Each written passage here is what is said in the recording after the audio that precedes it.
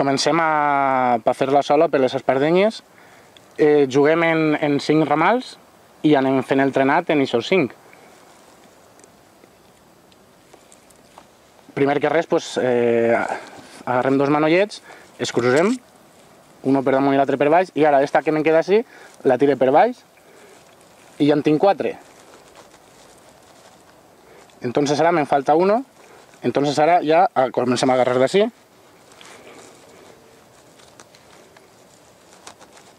Este que estem fent de 5, això es gastava per fer la sola per les espardenyes, per forrar garrafes de vidre.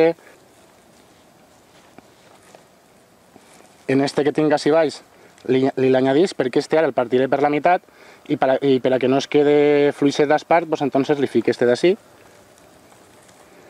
Després la que es fa de 3, que és una trena normal i corrent, això ja es gastava per cosir els cabassos, per fer les caretes de les espardenyes, les taloneres.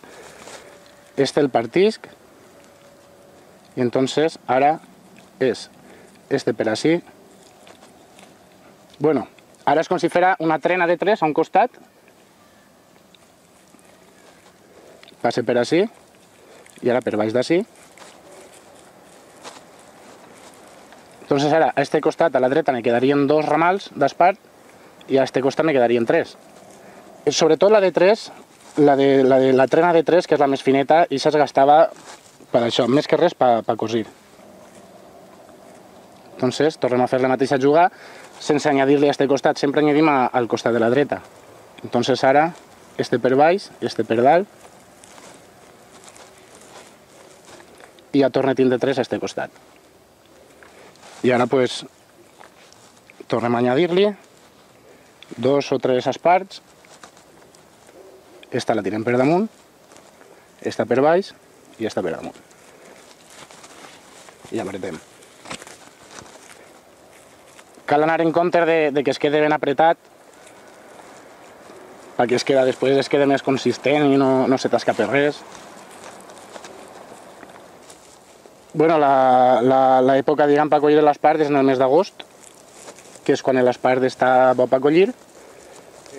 Una vegada es collia, es pot treballar en cru o bullit, coure l'espart per picar-lo. Entonces es ficava, tenia que estar 21 dies a remulla, en olla corrent, perquè si no, l'olla es podrís, l'espart podrís l'olla. Entonces té que estar en un puesto que sigui olla corrent. Una vegada ja l'havien bullit, entonces es començava a picar l'espart en les masses que es feien de carrasca. I una vegada estava picat, este espart ja està picat, es queda més fluix, es queda més, no punxa tant com l'altre, es pot treballar millor. I l'espart picat es gastava per coses més fines, com és lo de les espardenyes. Per exemple, per fer un cabàs, l'espart picat, sí, per fer la corda, per cosir el cabàs i ja està, però poc més.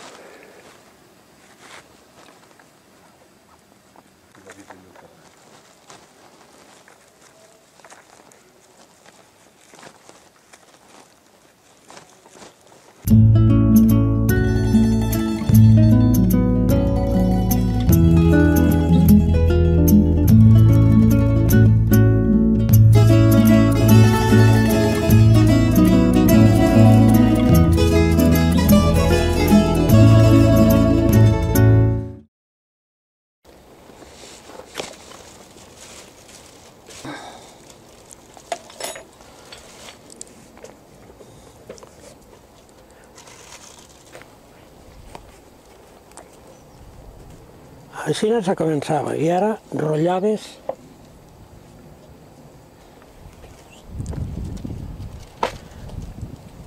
per començar la medida a començar així. I ahí tenies això. I això era la medida. Miraves segons la ratlleta i en acabar rotllaves en l'estopa que feies d'escabillos.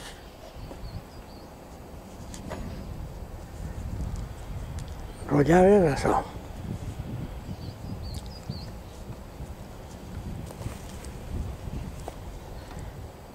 I ara, segons la medida la tenies clavada així en el banquet. Miraves la ratlleta, volies fer el de dona o d'home o de xiquet. Segons els números que fora la sola, ordies. L'ordida consistia en estas cordes 1, 2, 3, 4 i 5. 5, este parell és de dona. Seria un 37 o un 38. I entonces posem que este sigui el 37. Li posaves 4, com té ahí, i en acabar agarraves el tros de corda per rotllar lo de damunt i així tenies una altra medida per saber que t'isquera d'ample sempre igual. I ja tenies ordida per començar. I en acabar començaves pel taló.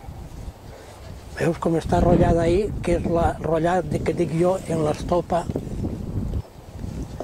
I a començar per ahí.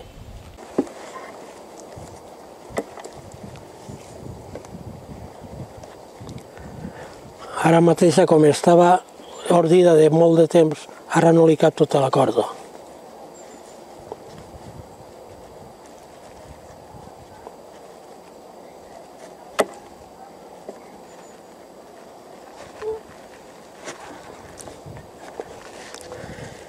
I ara començaves a cosir-la. La maceta s'utilitzava molt. Que la sola durara més o durara menys també dependia dels punts que li pegares.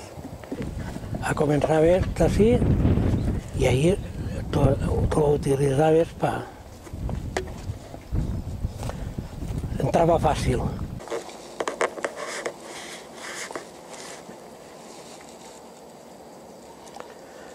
I ahí pues ja va un poc d'oli per quan veies que el cànem mateix que costava més de travessar, en acabar. Així s'apretava més o s'apretava menys. Però primer no anava gens. I clar, ja l'agarraves així el cabillo, agarraves per allí, i passaves, i enseguida tenies que estar per doblar-la per l'altre, i per l'altre, i per l'altre. En quant si se desmitjanava d'un puesto, agarraves la maceta i la igualaves.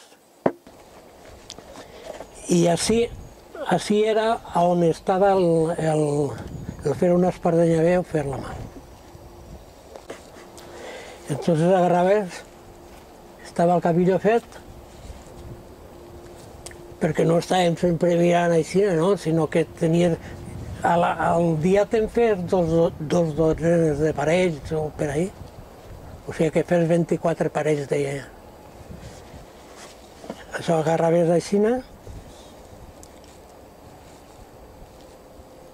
ho passaves, en acabar, fes així, i per apretar més o apretar menys. I en això consistia, així apretaves més, ahí apretaves menys per donar-li, anaves fent-la, no tenia ningú... On començava a ser-la sola per fer-la bé o mal era des d'ahí.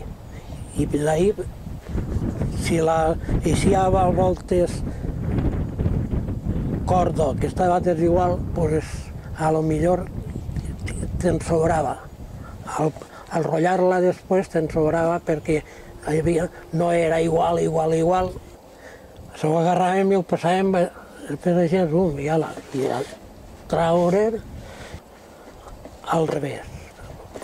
La canviaves, l'agarraves d'allà al fil i arribaves allà a la punta i tenies la saloseta. Si n'hi havia una més llarga que l'altra, no. I fer-la més llarga o més curta consistia en apretar aquests dos punts, més o menys. I ja estava la saloseta. I això era la feina de tots els dies.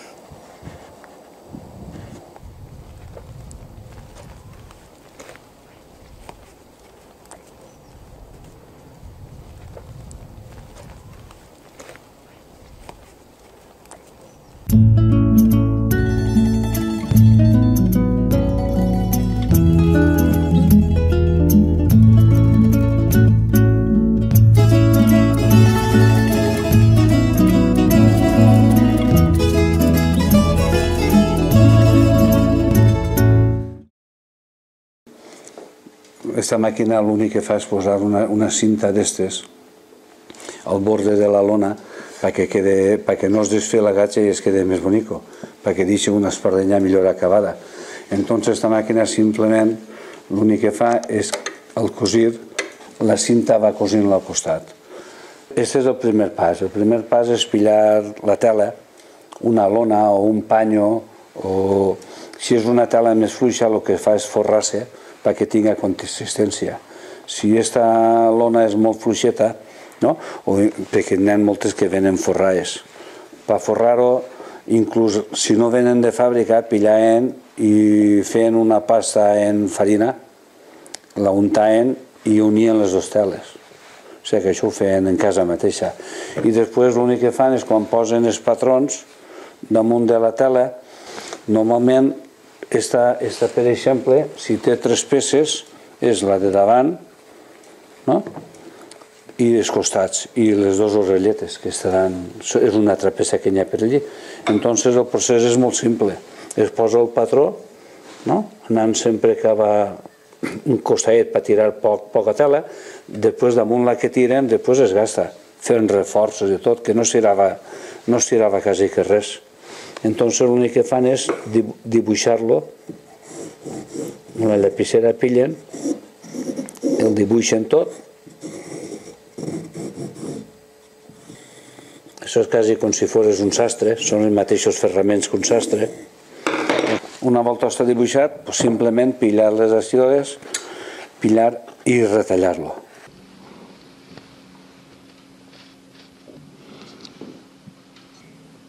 Si du revet, que és este canto, això es du a una màquina perquè li posen la cinta esta cosida per revetar. La cinta esta, deixar-la cosida al corte, perquè el corte no estigui aixina de lleig, perquè estigui ben acabat, perquè quede com això.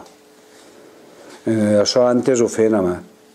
La cinta esta, quan no tenien la màquina, entonces hi havia dones posant la cinteta esta cosint-la a mà. I entonces, per fer un simple corte estaven molt de temps. I clar, quan van posar la màquina, el posar tota la cinta, tot este revet, per ahí i per ahí. Al posar-ho tot això, la màquina està feta en un moment. Si l'espardenya du a voltes adornos, com això seria un adorno dels que posaven, això les que cosen, ja li posaven l'adornet per on tinga que anar. Aquestes cintetes són per espardenyes de mudar, que són un adornet perquè no fora tota llisa. Entonces, una volta ja li s'han posat els adornos i s'ha posat el revet, en una màquina de cosir normal i corrent va i es cus tota. S'enjunten les peces i es deixa el corte ja cosit.